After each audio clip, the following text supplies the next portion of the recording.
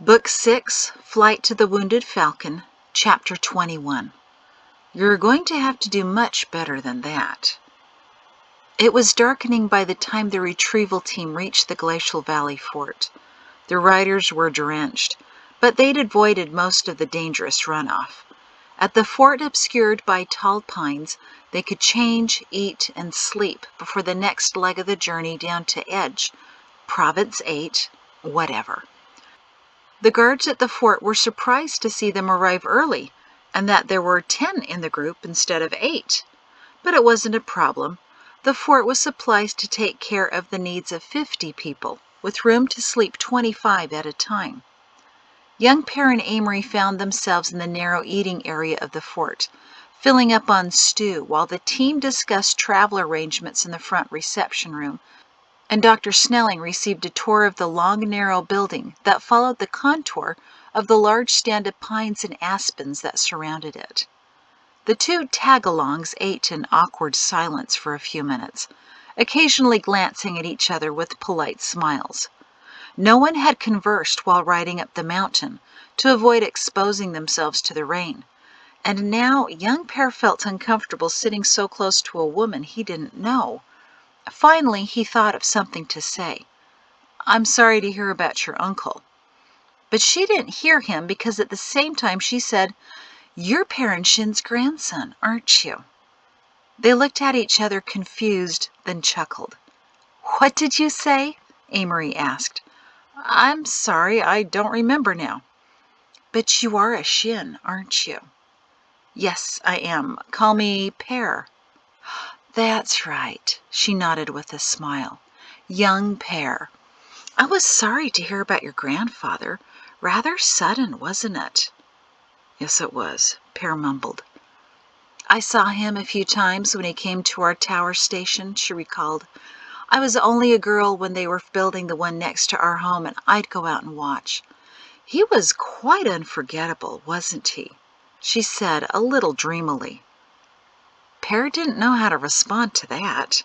She had the same faraway look in her eyes Mrs. Jordan had when she talked about his grandfather. "I'm a little surprised they're letting you go," Amory said. "Would seem rather dangerous, I'd think, to let the world know that Shins still exist." "Why do you say that?" he asked cagily. "Because your grandmother would." Per sneered slightly. "My grandmother?" "Yes, she was my world history teacher. Told us all about the demise of the Shins." Per scoffed. "She's everyone's world history teacher. And she didn't tell you everything. I know. I had to take her class as well." Amory smirked. "So why are they letting you go?" Per hesitated to remember his story, which he hadn't rehearsed enough yet. "As part of my training to become a doctor." Amory sat back and smiled demurely. "No, it's not. You're lying." "I am not." She rolled her eyes. "Salemites are such terrible liars. You're going to have to do much better than that." "Why do you think I'm lying?" "Because you hesitated to respond. Your eyes darted when you spoke and your shoulder twitched. You're giving yourself away. You have to control your eyes, your body, and especially your breathing. Don't twitch, don't back down, and don't blink. Here, watch me." She leaned in close to Per, and her sparkling green eyes held his brown ones. "But first, I have to admit something, although I can't believe I'm saying this because I just barely met you. Looking into your eyes is having a startling effect on me," she said in a sultry tone. "And there's nothing I want more than to slide my hands all over your chest to find out just how firm you really are." Per knew he wasn't breathing, and he didn't know how to start again. But he did know enough not to let his eyes bulge as he stared at her in shock. Amory leaned back and smiled. "You believed me there for a moment, didn't you?" She tossed her blonde hair as if forgetting it was tied back in a damp ponytail. He remembered not to inhale again and gave her his well-practiced half-smile back. "Of course not," he said, staring back into her eyes. Amory smiled. "Much better. Good eye control, but your shoulder twitched again. You'll need to work on that if you want to pass yourself off as whatever you're planning to do down there." Pear swallowed hard. "You won't expose me?" he whispered. "As long as you don't expose me," she whispered back. Pear smiled, still feeling a bit shaken by her closeness. "That was quite a line there." She chuckled. "That's how I started. Sweet-talking my husband," she said with agitation. If I could say those things to him without flinching, I knew I could say anything to anyone. He was such a simpleton. He believed me every time. "How did he pass away?" Pear asked carefully. She scoffed. "He's not dead. He wouldn't know how to die. All he knows is how to put wheat in the ground, take wheat out, and then do it again and again. Nothing is duller than being married to a wheat farmer. Can you understand dull, Pear?" "Oh yeah, I understand dull." "I'm sure you do. You've been stuck in Salem like me. It's not like I didn't try to love him or try to see him as something more," she said rather flippantly. "But after 12 years, you begin to realize that's as good as it's going to get, and that's depressing. I've been wanting to get away from him for a while, and I told him I wanted a termination of our marriage. He could go anywhere, do anything. He could even have the girls. He was the one who wanted them in the first place. But," she sighed and picked at her stew, "I was too convincing earlier in our marriage. He was sure that I adored him, and that if I talked to Rector Anth and Guide Zenas enough, I'd remember how much." Amory shuddered. "It was just too much. The stupid man couldn't get it through his fat head that I wanted out. Even when I threw the kettle at him, he just stood there and let it hit him in the eye." "So you are part of that fighting couple Shem left to sea?" Pear guessed. "I wanted to thank you for that. He's my uncle, in case you didn't know. He never would have let me leave, but you were a sufficient diversion." She raised an eyebrow. "That's right. I forgot he's your uncle. No wonder you were in such a hurry to get the team moving before he returned." "Yeah, I'm the one who told them to leave early because of the storm. Great timing, huh?" "And for that, I should be thanking you. I was planning to spend the night hiding in the barn until morning. Instead, I'm already out of Salem. But I'm telling you, Pear, you're a terrible liar. Your guilt is all over your face. But there are ways to improve that. You need to think differently." "How?" Amory glanced around the narrow room. Her eyes rested on a mug and she held it up. "Water, right?" "Yes." "Is it always water? When it freezes, we no longer call it water, we call it ice. It's changed. Is it still water?" Pear narrowed his eyes at it. "It's a form of water." "That's right. Still water in a way. Its form has changed. Now, what about when it's boiled away or evaporates?" "When it's steam?" "Yes, is that still water?" she prodded. "I'm not sure. You can't even see it anymore unless it hits something cold. Then it turns back to water." "But what about outside on a hot day?" Amory said. "I put a bucket of water outside for the dog, and a few hours later it's gone. You can't see anything." "Well, sort of," Pear said. "Enough evaporates and it eventually becomes clouds." Amory held up a finger. "So are clouds considered water?" Pear thought for a moment. Not really, I suppose. They hold water. They are water in a way."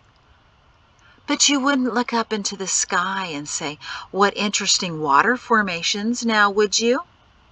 Pear smiled. "No, you wouldn't." Pear, do you remember that axiom they had us practice with handwriting when we were young? Nothing is more beautiful than truth. Pear's eyebrows furrowed, wondering where she was going with this. Yes, he said slowly. Now, think about this. Who's to say what is beautiful and what is true? I mean, my second daughter is a repulsive thing, but still people croon and say, "Oh, what a beautiful child." Something can be oozing out of her nose. Her hair's impossible to brush, and she has a lazy eye. Still, my husband's grandmother will say, "How adorable." Already, Pear could tell he wasn't dealing with the most loving mother in Salem. There was a baby in our congregation a few seasons ago. Really quite an unpleasant-looking thing, but you're right. Everyone said how beautiful he was. I don't know how that mother kissed his face. Amory scoffed. Ugh, I produced 3 of those. The oldest is so shy now she won't even make a peep. And the youngest just whines and whines. And my middle girl, hideous, as you've heard. Pear didn't know whether to chuckle or silently weep for those girls. Beauty is subjective, Pear, Amory plowed on, already forgetting the daughters she'd left behind. For some, nothing's more beautiful than a cow, while someone else thinks nothing's more beautiful than a flower. Different people, different definitions. Pear nodded. I think I get what you mean. So if beauty is subjective, isn't truth as well? Isn't truth what each of us decides is real and meaningful for ourselves? Pear thought about that. But the writings say there is only one truth. Who wrote the writings, Pear? The guides.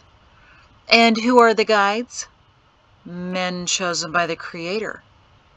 And are men ever mistaken? Do they ever not quite get the truth exactly right? He hesitated. Well, sure, but not when they're acting as the guides. And how do you know when your uncle is acting as the guide? Amory pressed. Has he ever made a wrong decision or told you something that did not work out right? Pear sighed and remembered when the guide asked him to fast for his grandfather to ask for another miracle. None came. I see by your face that he has, Amory said quietly. You need to work on that. Pear, truth changes its form just like water. One moment it's ice, an hour later it's a cloud. It's still there, but in different forms, with different names and different ways of showing itself. I told the scouts that I have no husband, she continued. In my mind, I don't. That's my form of the truth. I don't need Guide Zenus's permission to terminate my marriage. He can have his own truth, but he has no right to impose his truth upon me. Your thinking and reasoning have been controlled by Salem since the day you were born. But I'm telling you, it doesn't have to be that way. You can see whatever truth you wish. And when you understand that, you'll have no more problems telling anyone anything. Pear tried to follow all of that, and his mind got caught up in water and ugly babies and cows. I never lie, Pear, Amory said firmly. I only tell my view of the truth. He smiled as coyly as she had earlier. You say that you never lie, yet a few minutes ago you looked me in the eyes and told me what an effect they had on you. There are many levels of truth, Pear, she said with a flirtatious grin. Just like there are many shades of blue. I'll leave it up to you to imagine just how much blue I really meant. Pear looked down at the table in embarrassment. He was used to being the one in control of the swoon. How old are you anyway, Pear? 18. Amory groaned. Oh, that's too bad. I thought you were a lot older than that. You look older. That's good to know, Pear said, looking up. How old are you? Amory sighed. 34 last season. On my birthday, I decided I didn't want to spend the next 34 years stuck in the same life. I'm still relatively young, still rather attractive. Pear didn't mean to cough in surprise at her humble evaluation of herself, but he did. Amory smiled slyly at him. Oh, good. Thank you. Her green eyes sparkled. I still have time to find something better for myself. You think it's in the world? Don't you? Pear shrugged. What are you going for anyway? She asked. Pear hesitated. I'm not sure I want to confide that much in you.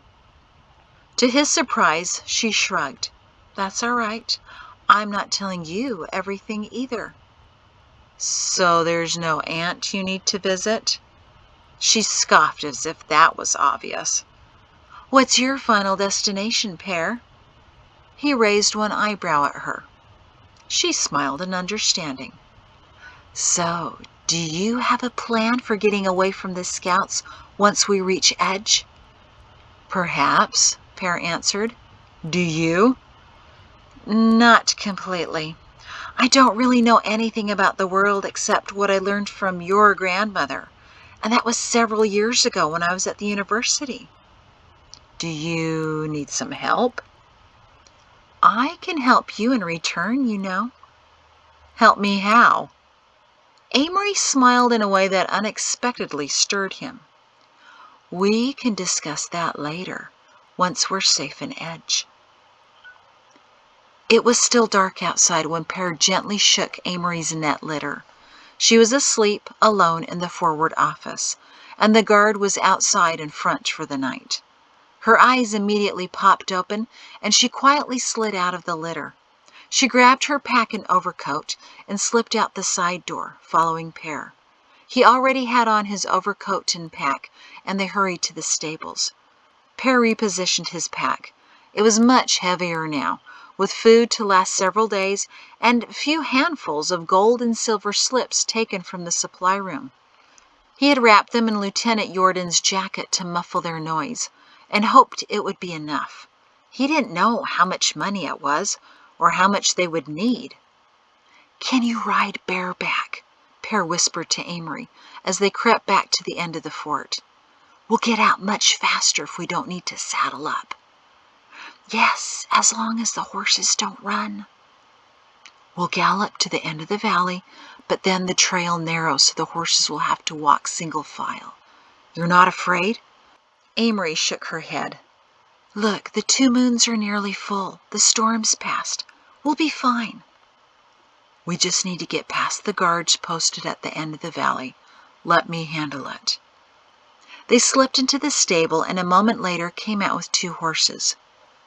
This was just too easy, Pear muttered as he and Amory mounted. It had to be a sign. Now all he needed was the guards to be gullible one last time. They walked the horses away from the fort before spurring them into a fast gallop south to the end of the valley, about a quarter of a mile away. Pear knew where the guards would be hiding and slowed down at the mouth of the dark valley. The 2 bodies dropped out of their hidden platforms in the trees just as he imagined they would. Where are you going so early in the morning? One of them asked, jogging up to Pear. He glanced over to make sure Amory's hood was up as planned. He could see nothing of her face. Sir, we're in a great hurry. Dr. Snelling here is concerned about the rector's health. We decided to get an early start. A doctor? Great, said the second man. I hope you have a moment. You see, I've got this pain right here. Pear shook his head. I'm sorry, we really need to be going. Dr. Snelling lost his voice riding up in the rain last night, and it's too dark to properly see you anyway, sir. But we'll be back in a couple of days. Dr. Snelling can certainly see you then.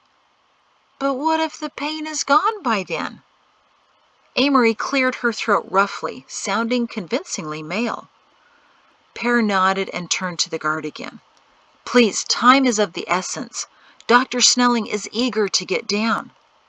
Of course, of course. I hope you feel better, Doctor. Amory cleared her throat again and nodded under her hood. The guard stepped aside to allow the horses to pass. Not until they were a great distance down the narrow mountain trail did Amory finally push back her hood and chuckle. Pear glanced back at her. The sky in the east was just beginning to brighten, and he could make out her features clearly. Even in the morning light, she was breathtaking. "Doing all right, Doctor?" Amory laughed lightly. "Will the first resting station be as easy?" "Should be, since we're not going into it. The trees are marked for an additional route on foot. I studied my father's maps before we left. Some years ago, he had the forests above Edge and Moreland marked like everything else. Once we hit the forest, we just need to find the correct route. We'll have to abandon the horses then. It might be about a mile through the trees. You're up to that, right?" "Don't I look like I'm in good physical condition?" Pear let out a low whistle he hoped she didn't hear. "Yep," was all he answered as he turned back around. The sun had just crested over the mountains. For the last 5 minutes, Woodson and his scouts had been looking around the fort for their 2 missing members. That's when the 4 horses and riders came racing into the valley. While the animals were exhausted and frothy, 3 of the riders continued on in a gallop past the fort, while the 4th rider dismounted and jogged over to Woodson. Woodson gestured to the 3 Clarks growing smaller in the distance. "What's that all about?" "They're after young Perrinshin and Amory Riling." "Oh no," Woodson whispered, suddenly understanding. "They're not here anymore, are they? That's why we can't find them." He whistled loudly to get the attention of the other scouts and waved them back in. "Listen up!" The rider, still trying to catch his breath, told the men between gasps, "Guide Zenas didn't give permission for his nephew to join the team, nor for Mrs. Riling. She abandoned her family, and young Perrinshin may be headed to Sands." "Sands?" Woodson exclaimed. "What's he going to do there?" "Unsure. It seems Mrs. Jordan has been meeting with him regularly. She's not been cooperative yet." Woodson rubbed his temples. "The guide must be infuriated with me." "No, just with himself. Even Rector Shin was tricked by young Pear. Guide Zenas just wants them brought back immediately."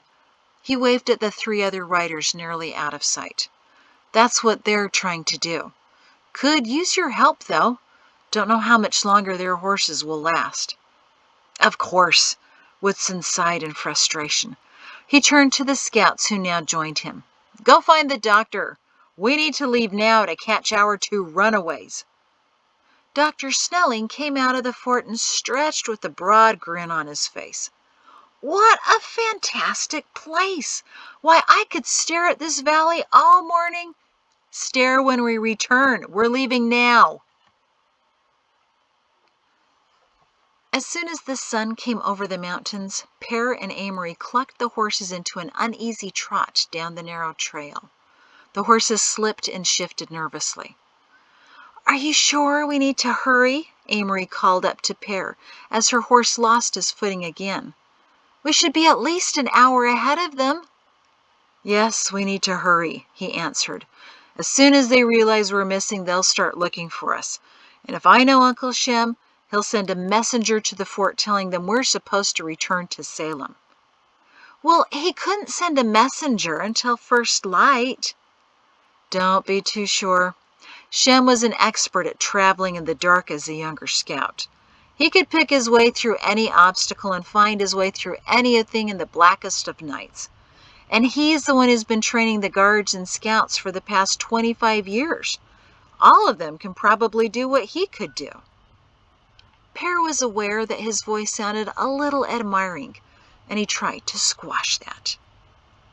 "The retrieval team is probably already on its way, but Uncle Shem said he could do this route in 4 hours or less, if the conditions were right. So far, the trail on this side of the mountains is dry. The storm must have stopped at the glacial valley. At this rate, we can make it to Edge before midday meal, but only if we hurry." "Sounds like you know what you're doing. "So I suppose you're in charge, Pear," Amory said.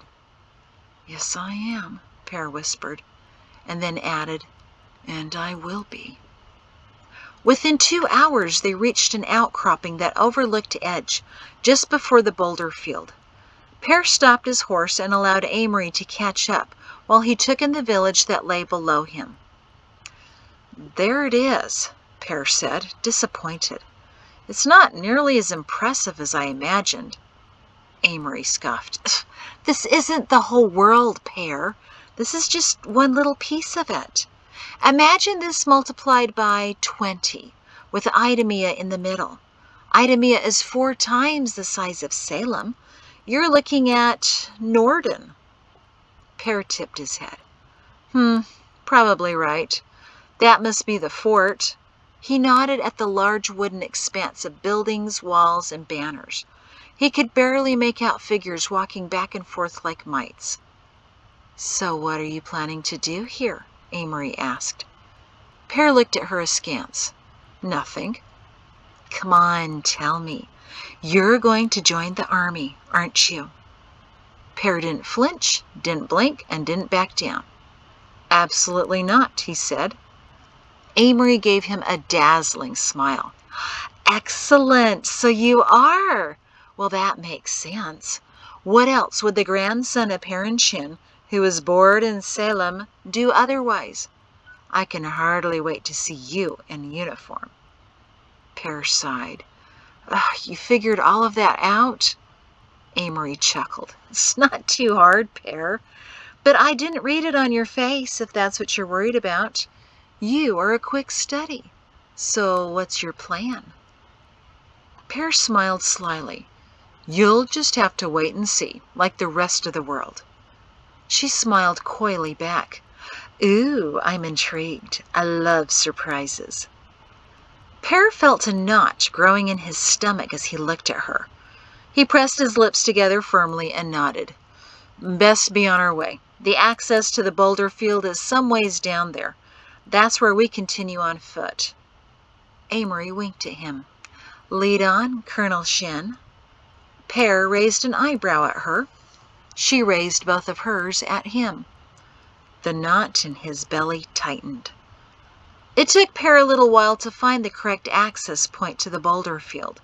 There were several blind entrances, and when he finally found the right markings, he groaned in frustration.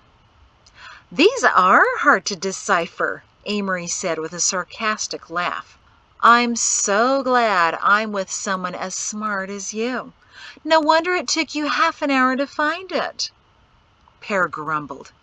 "I wasn't exactly expecting this," he said, running his hand over the precise etchings in the stone that said "Foot Entrance," with a large arrow pointing to the correct opening. He shook his head again at the stupidity of it all. He half expected to see a container of swords nearby that said, "Take one." "Then again," he said, "it's not like anyone from Edge is going in the opposite direction. The sign is only for Salemites.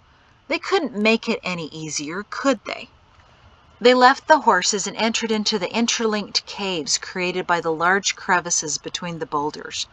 Less than half an hour later, they were out, having followed more etched arrows along the stone, leading them easily through the maze. They found themselves at the forest, and before them was a chasm that spewed out steaming water. Amory knelt by it and cautiously touched some of the water on the edge that spilled into a little stream headed down the hill. "This is amazing. I read about these, but never imagined I would see one. Hot spring, right?" Pear kneeled down next to her and tested the water with a finger. "Nearly boiling," he exclaimed. He looked at it for a moment, then put his palm completely in the water and yanked it out again. Amory blinked at him in surprise. "You already knew it was hot, so you put your hand in again?" Pear hated it when people questioned his actions. "I just wanted to see exactly how hot it was, all right?" "Why?" "Why not?" "Because it's stupid to get burned."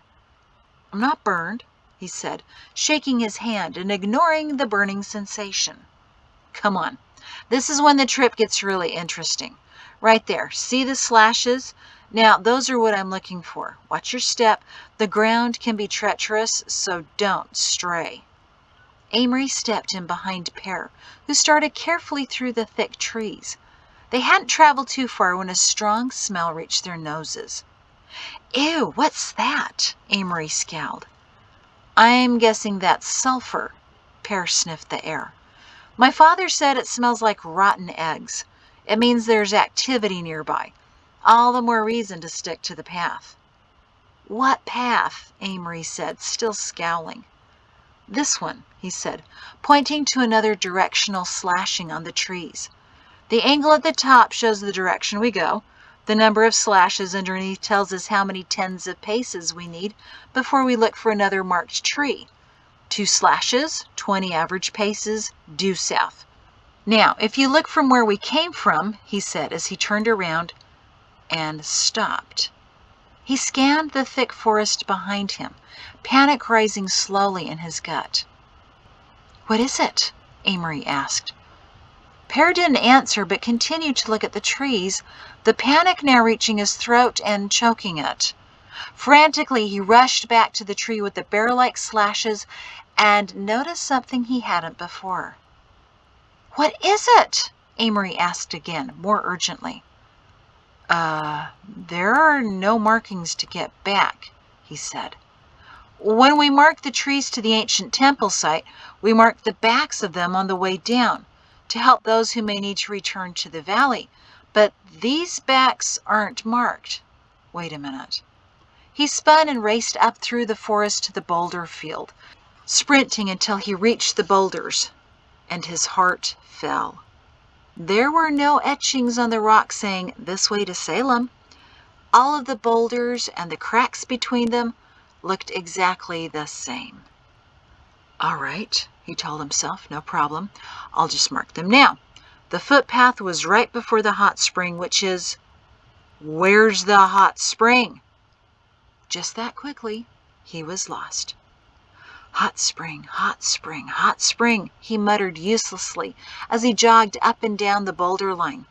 But there was no spring anywhere, as if the meadows had swallowed it up in the last 10 minutes. All right, he tried to calm himself. Just head back down the trees. They're only trees. You can handle this. Just find Amory again. Where's Amory? Suddenly, he realized something.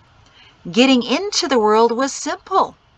Getting out was not. Throwing caution to the wind, he bellowed, Amory! Amory! In the distance, he heard a faint call back. Pear! Where did you go, Pear? He followed the voice, trying to watch his footing as well as watch for markings on the trees. Pear! Pear! Her shrieking eventually grew louder. I'm coming, he called. I hear you. Keep your voice down. And he finally broke through the underbrush to find her in the same place he left her, or so he assumed. She rushed over and threw her arms around him. All right, I'll admit it. The forest is scary, she whimpered into his neck. You were gone only a few minutes, but that slick of mud there began to bubble. This place is so weird. Pear took a deep breath and tried to still his heart. It shouldn't have been beating so quickly. And he realized part of the problem may have been that Amory wasn't releasing him. She likely needed more comforting, he decided, based on her frantic panting now into his chest, and judging by the fierceness of her embrace, as if he were the only man alive who could keep her safe. The proper thing to do in such a situation, he realized, was to help calm her down. It's all right, he repeated as he ran his hands over her back. We can still see the markings going down, right there on that tree. I'll just slash the rest of the trees as we pass them, so when we return, we can make it at least this far back up. She pulled away from him a little and looked up into his face. When are you planning to return? He was aware that his arms were still wrapped around her body, her surprisingly firm and narrow body. Not for some time. I just plan to keep all my options open. She looked down at his chest and, as if suddenly realizing she was still hugging him, abruptly stepped out of his arms. "When are you planning to return?" Pear asked, feeling immensely embarrassed and unsure of what to do with his hands now that they weren't touching her anymore. Remembering what he needed to do, he reached for his pack and pulled out his knife. She watched his every movement. "I haven't decided yet. I've been so concerned about getting down that I hadn't planned that far ahead. I'm not even sure if I want to return." "Really? What will you do in the world then?" She smiled demurely at him. "Tell me all your plans, and I'll tell you all of mine." Pear eyed her. "Understood. Let's get moving. This may take longer than I anticipated." Amory exhaled. 20 paces due south. Let's go." It was less than a mile through the forest, but even with its steady slope, it took Pear and Amory a couple of hours to reach the end of it. His stopping to slash the backs of the trees was only one of the causes for their delay. The other was staring in surprise at the violence of the ground around them. In one clearing, a hot fountain of water shot into the air at least 30 paces above them. Not too far beyond that, they found enormous caverns, spewing steam and emitting low, growling noises that sounded as if the ground was alive and not entirely happy about it. They skirted another barren clearing, where all the vegetation was withered, and the corpse of a deer lay rotting near a vent of some kind, as if whatever it was emitting poisoned the animal. At each new wonder they stared in amazement and tried to remember the name of the natural event they were watching. Pear almost wished he'd paid closer attention in his world history course. He'd heard his father and grandparents discuss these phenomena multiple times as he grew up, but he never paid attention, because why should he care about something he'd never see? Now he carefully picked his way around, behind, and terrifyingly near some of those things his grandmother had tested him on last year. They knew they were nearing the end of the forest because of a loud rhythmic sound they heard coming through the trees. At first, Pear thought it might have been another belching cavern, but as they neared the deep beating sound, it didn't seem natural. Pear and Amory cautiously approached the edge of the forest and stared in amazement at the most bizarre view they'd seen that day. Before them was a vast field, the grasses trampled flat by the presence of several hundred people. Most of them looked to be about Pear's age, and they were bouncing. That was the best way he could describe it. Bouncing to the rhythms that came from a slightly raised platform where 5 men, well, he guessed they were men, but Pear wasn't quite sure as he looked at their hair, which was much longer than Shem's or Pugga's. So actually they could have been women, but their bodies didn't look quite right. Where 5 people beat out rhythms on enormous drums. Pear felt the pounding in his gut and the urge to bounce along with the people trampling the grasses. He noticed that, strangely, no one seemed to be looking at anyone, but past each other. Yet somehow they were bouncing and gyrating into each other, and in such deliberate ways that he felt the need to look away, except that curiosity kept him staring at the scene. No one in Salem would ever consider standing that close to someone they weren't married to, and certainly wouldn't collide repeatedly into the body of someone else. All at once, Pear was overwhelmed with feelings of shock, fear, anger, and fascination. "Oh, my," Amory whispered next to him. "What is this?" "I have no idea," Pear whispered back. "It certainly isn't a holy day meeting, is it?" Pear had completely forgotten that today was Holy Day. It felt like it was no day at all. Just a piece of time taken out for him to witness. He scanned the perimeter and saw tall posts to hold torches, lighting the area as the sun went down. A river ran nearby the field, and Pear saw many more people lying on the banks of it. When he looked again, he realized that what he thought were individuals were actually 2 people, rolling between the trees and kissing, and Pear's chin dropped. Mugga never mentioned anything like this in the world history course. "Oh my," Amory whispered again. Pear couldn't even respond. They needed to find a way to introduce themselves into the Society of Edge, but this was, oh my. "We can't go there," Amory said to Pear, gripping his arm. He exhaled in relief. "Not looking like this," she said in disgust. She turned him to her and licked him up and down. "But I can fix it. Come with me."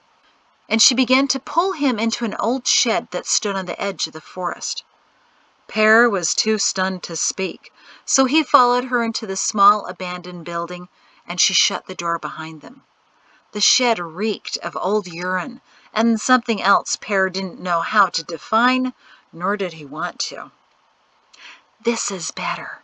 We can analyze them without drawing attention to ourselves. Look at their clothes," she said, peering out the small broken window. "I have been," Pear breathed. "They look a bit like ours, but after a bad storm. I think all those rips and holes are deliberate. Some are certainly well positioned, aren't they?"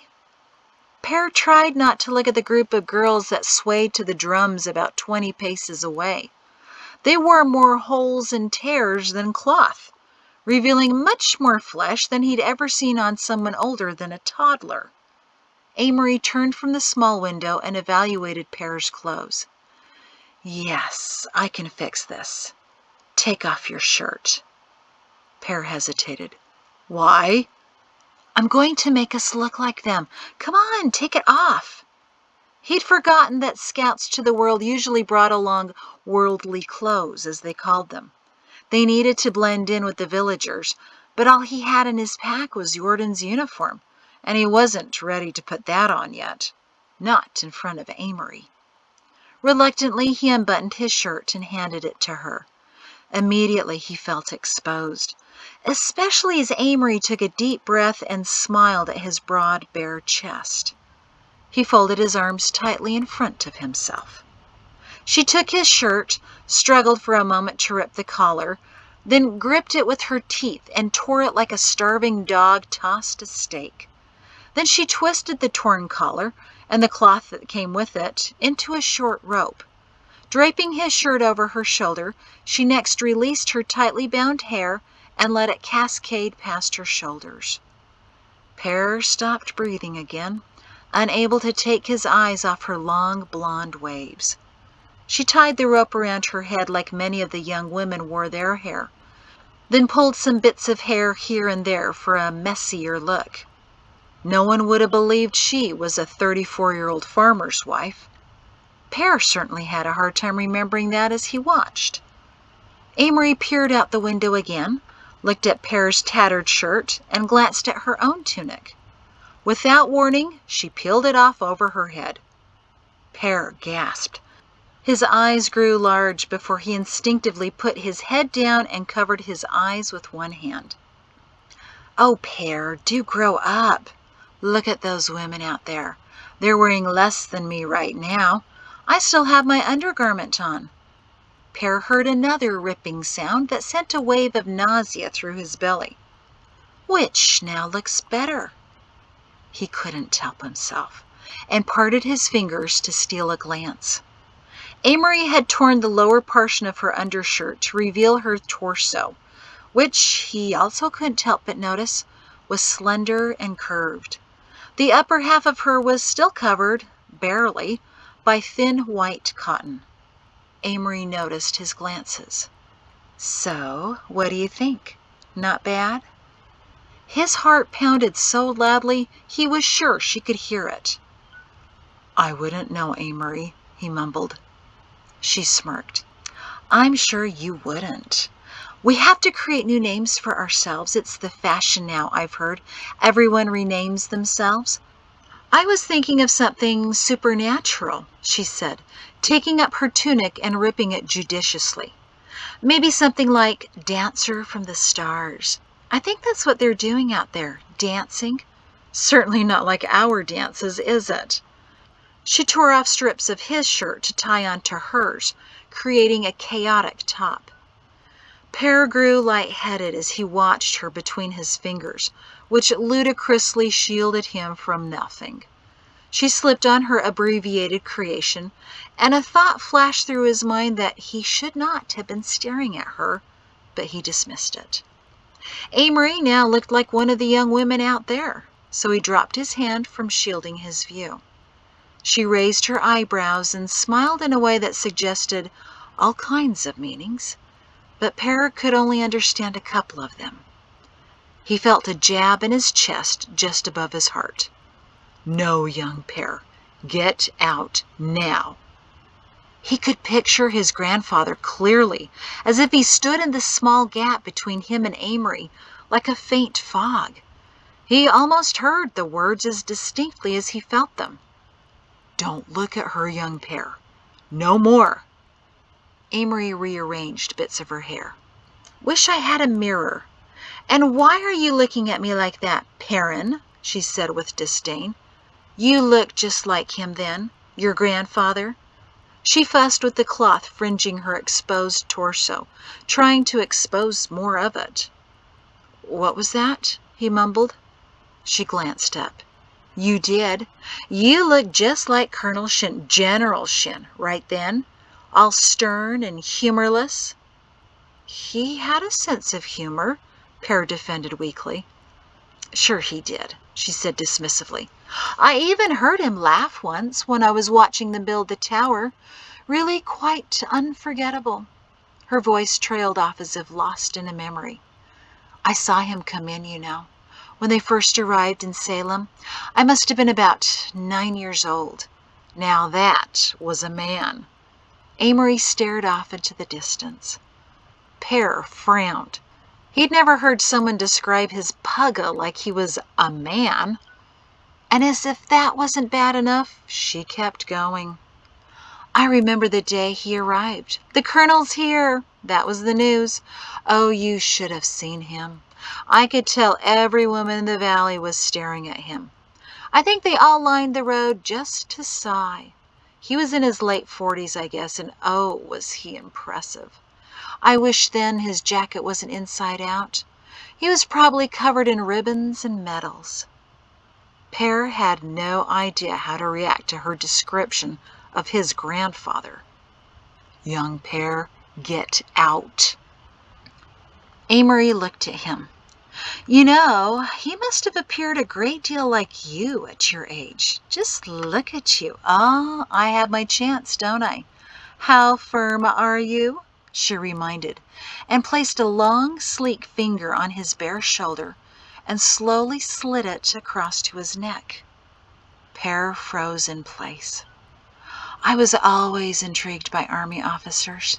I was envious of Mrs. Shin, especially when she was telling us stories about what their life was like years ago. My mind would always wander to picturing him younger. I imagined Colonel Shin had huge, round shoulders, just like these. Pear swallowed hard as her hands ran across them and then slid down to his chest, which she patted. My, but you are solid, she said, evaluating his chest and tipping her head. It was too much. Pear couldn't even swallow. He gathered up all of his courage and felt oddly that some of it was borrowed from the colonel. Amory, please stop. Pear's voice trembled. Not yet. I told you I could help you as well once we got to Edge. You look like a man who could use some help right now. He barked a nervous laugh. I'm not exactly sure what kind of help you think I need, but I'm pretty certain this isn't. He didn't know how to finish, unable to think clearly. All he could do was stare into her dazzling eyes and feel her hands on his flesh. Slowly, almost cruelly, she removed them. All right, Pear.